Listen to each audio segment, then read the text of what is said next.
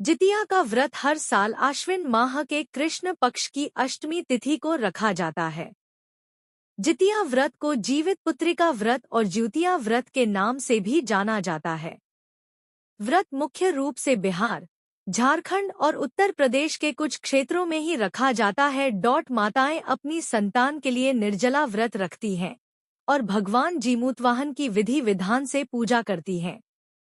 मान्यता है कि जो भी माताएं इस दिन पूरे विधि विधान से व्रत और पूजा करती है, उनकी संतान को लंबी उम्र का आशीर्वाद मिलता है। इसके अलावा निसंतान माताओं को जल्द ही संतान प्राप्ति होती है। जितिया व्रत तिथि व मुहूर्त वैदिक पंचांग के अनुसार जितिया का व्रत हर साल आश्विन माह के कृष्ण पक्ष की अष्टमी तिथि को रखा जाता है। इस साल अष्टमी तिथि की शुरुआत मंगलवार 24 सितंबर 2024 को 12:38 पर शुरू होगी और अष्टमी तिथि समापन बुधवार 25 सितंबर 2024 दोपहर 12:10 पर होगा। उदया तिथि के आधार पर जितिया या जीवित पुत्रिका व्रत 25 सितंबर बुधवार को रखा जाएगा। 25 सितंबर 2024 को जितिया व्रत की पूजा का शुभ मुहूर्त सुबह 10:41 से लेकर दोपहर 12:12 तक है और सोमवार 24 सितंबर 2024 को जितिया व्रत के नहाय खाए की पूजा होगी। जितिया व्रत पूजा विधि। जितिया व्रत के दिन सुबह उठकर स्नान आदि कार्य करने के बाद सूर्य देव की पूजा करें। इसके बाद घर के मंदिर में एक चौकी रखें, उस पर लाल रंग का कपड़ा बिछाएं। उसके बाद कपड़े के ऊपर थाली रखें। थाली में सूर्य नारायण की मूर्ति को स्थापित करें और उन्हें दूध से स्नान कराएं। भगवान को दीपक और धूप अर्पित करें। उसके बाद भोग लगाकर आरती करें।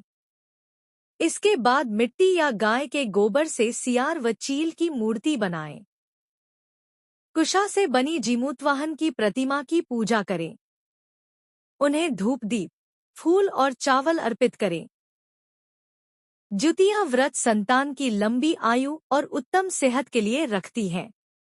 इस व्रत को बिना अन्नजल ग्रहण किए निर्जला रखना होता है, इसलिए इसे कठिन व्रतों में एक माना जाता है।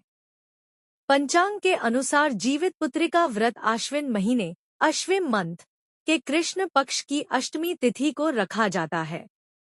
इस साल जितिया का व्रत बुधवार 25 सितंबर 2024 को रखा जाएगा और अगले दिन यानी 26 सितंबर 2024 को व्रत का पारण किया जाएगा। जीवित पुत्रिका व्रत में होती है जीमूतवाहन की पूजा। जीमूतवाहन गंधर्व राजकुमार थे, लेकिन सारा राजपाट छोड़ वे वन चले गए। एक दिन वन में जीमूतवाहन की मुलाकात एक वृद्ध महिला से हुई, जिसका संबंध नागवंश से था। वह महिला बहुत रो रही थी। जीमूतवाहन ने उनसे रोने का कारण पूछा तो उसने कहा कि पक्षीराज गरुड़ को नागों ने वचन दिया है कि हर रोज उसे आहार के रूप में एक नाग दिया जाएगा। वृद्ध महिला ने कहा कि आज उसके बेटे शंखचूड़ की बारी है। जीमूतवाहन ने वृद्ध महिला से कहा कि आपके बेटे को कुछ नहीं होगा और वह आज पक्षीराज गरुड़ का आहार नहीं बनेगा, क्योंकि आपके बेटे के बदले आज मैं जाऊंगा। यह कहकर जीमूतवाहन गरुड़ के पास चले गए। लाल कपड़े में लिपटे जीमूतवाहन को गरुड़ पंजे में दबोचकर उड़ गए। दर्द से जीमूतवाहन रोने और कराहने लगे। उसकी आवाज सुन गरुड़ एक शिखर पर रुक गए।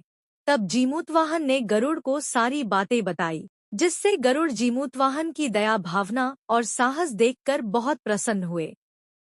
उन्होंने जीमूतवाहन को जीवनदान दे दिया और साथ ही वचन दिया कि आज से वह किसी भी नाग को अपना आहार नहीं बनाएंगे। इस तरह से जीमूतवाहन के प्रयासों के कारण नागवंश की रक्षा हुई। मान्यता है कि इसके बाद से ही जीवित पुत्रिका व्रत में जीमूतवाहन की पूजा होती जाती है।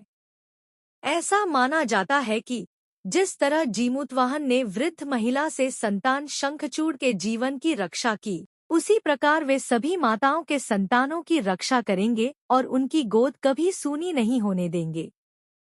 संतान के लिए रक्षा कवच है जीवित पुत्रिका व्रत। जीवित पुत्रिका व्रत को लेकर ऐसी मान्यता है कि इस व्रत के प्रभाव से संतान को कभी किसी प्रकार का कष्ट नहीं होता है। साथ ही संतान को दीर्घायु और उत्तम सेहत का वरदान प्राप्त होता है। महाभारत में ऐसा वर्णन मिलता है कि अश्वत्थामा ने द्रौपदी के 5 संतानों को मार डाला था। इसके बाद अर्जुन ने उसे बंदी बनाकर कारावास में डाल दिया